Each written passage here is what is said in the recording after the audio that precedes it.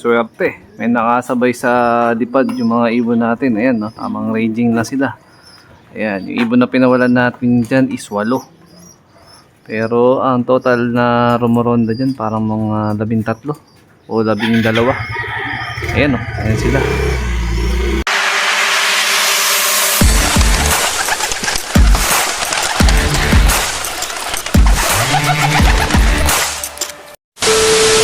Hey mga ka-EA, support today's video. So ito update tayo. Bukas Sabado ang ating unang loading para sa ating 5 pang south mga kalapatids. So ang update. So ito magbibigay tayo ng mga supplement, especially sa mga breeder natin na merong mga YB. Ayan, naka-standby yung ating pink mineral. Ayan siya, mineral natin, victory pills sa YB, tapos glitstones sa redstones. Ayan, majority dito glitz na naiwan, yung red medyo naubos na.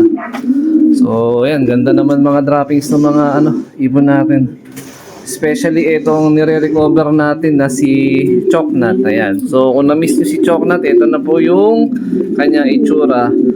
Medyo tinamaan lang din siya ng bulutong kasi noong time na nire-recover ko siya, nabagdit ko siya doon sa may likod.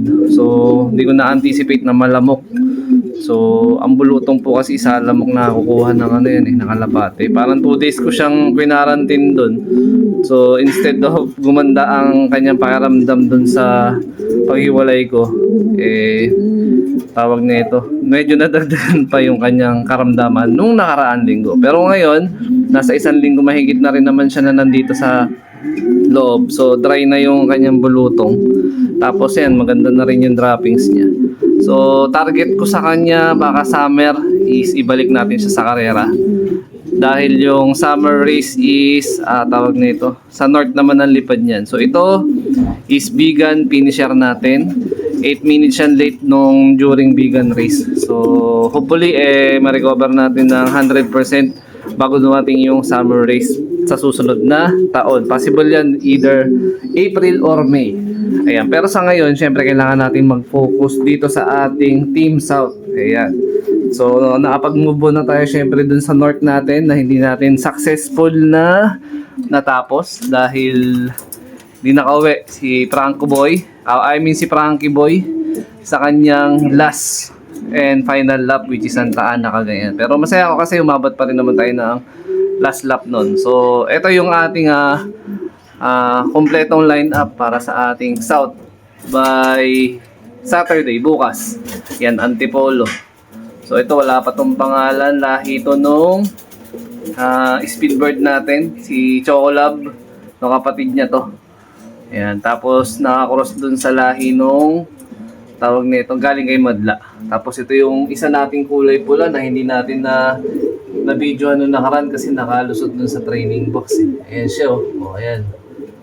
Lahi pa rin to nung pula natin no Reiso, Javier, tsaka MacArthur. Ayan, si Ampon. Tapos, nasan ba? Ito, yung nagparisan. Yung magkalahi, ito, rektang anak ni Batusay na nakakross dun sa lola niya. So ito is inbreed. Ito naman, rektang anak ni Lady Mina to na nakakross dun sa Japan. Ayan, so ito, pinangalanan natin to nung nakaraan na si Kyoto. Ito naman, si Miss Inbreed na lang to. Ayan, si Miss Inbreed. Ayan, first time natin na maglilipad ng inbreed ni Batusay. No? Nung last time na naglipad ako ng South, rektang anak ni Batusay, which is si Lady Mina to ngayon. Ayan. So, ang race result naman ni Lady Mina to, Katbalogan Daybird nung tumawid ng dagat, Javier Leyte, finisher naman nung last and final lap. So from Javier Leyte pabalik dito sa San Jose del Monte, Bulacan is 619 kilometers ang air distance o yung layo natin, no, from Javier to San Jose del Monte. So konti lang ang agawat nila ng MacArthur. Parang daw nagkakamali is nasa 20 or 15 kilometers lang yung difference nila, parang ganun. So mamaya magpapakain na tayo mga lapatids. Unahin lang natin itong syempre may mga YB. Ayan, may solo pisa. At ito ang huling clutch ni Batusay.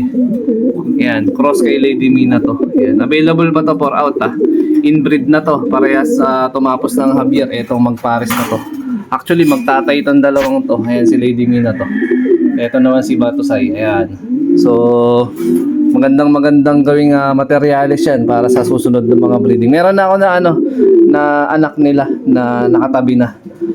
So, pakita ko mamaya kung ano yung itsura ng natin, yung inbreed. So, normal pa naman yung itsura ng inbreed natin. Ayan. Suportahan ko lang ng chick booster to. Ayan, healthy yung YB na yan. Ayan. Like na mensahe lang sa interesado, di ko pa nasisingsingan to. Pwede kong lagyan ng commercial ring tsaka perso band. Ayan.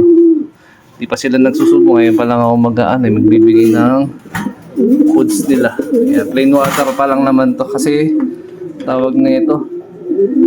Bata pa to kumbaga parang nasa 5 days o 4 days old pa lang yan.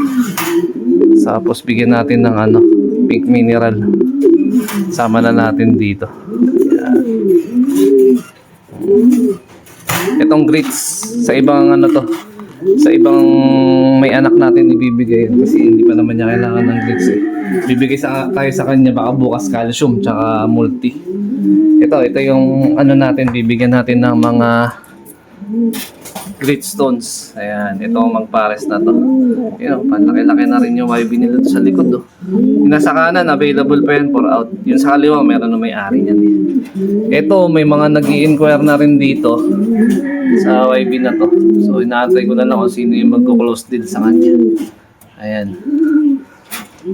Ayan na lang ang natin nakakasa. Ito na lang maiiwan natin nakakasa. Ito kasi last clutch na yan eh.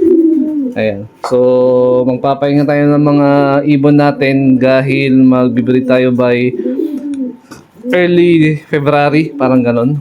Or late February para sa ating North and South. Ayan. So, yung plano natin sa North medyo maiiba. So, update ko na lang kayo sa mga susunod na vlog natin. So, ito yung sinasabi ko na unang materials ko ng inbreed. Ayan. Itong off-color na to, inbreed to ni Batusay na nakakross sa lola niya. Direktang lola ni Batusay. So, ito inbreed Batusay tsaka lola. Ito yung sinasabi ko inbreed na pulsive nung nandun sa unang video natin sa may double cage. Saan na ba? Yun. Ayun o. Saan na? Ayan. Inbreed niya ni Batusay cross kay Lady Mina to. So, yung magtatay.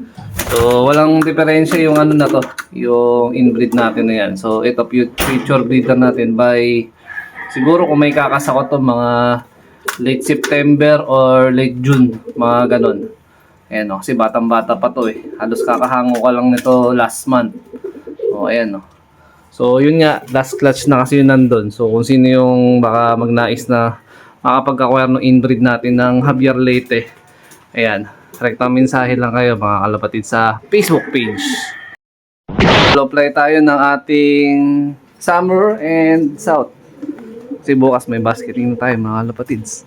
Ito yung ginawa natin na na double door yan. Binuksan ko na sila, binuksan ko na kanina.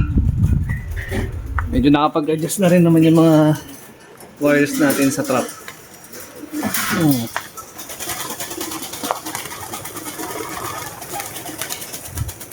Ayan. Taas ng hangin, no? May mga nagpalipad na rin pala dun, no? Sige. Ayan. Paronda, ha? Kanino kaya mga warriors yun?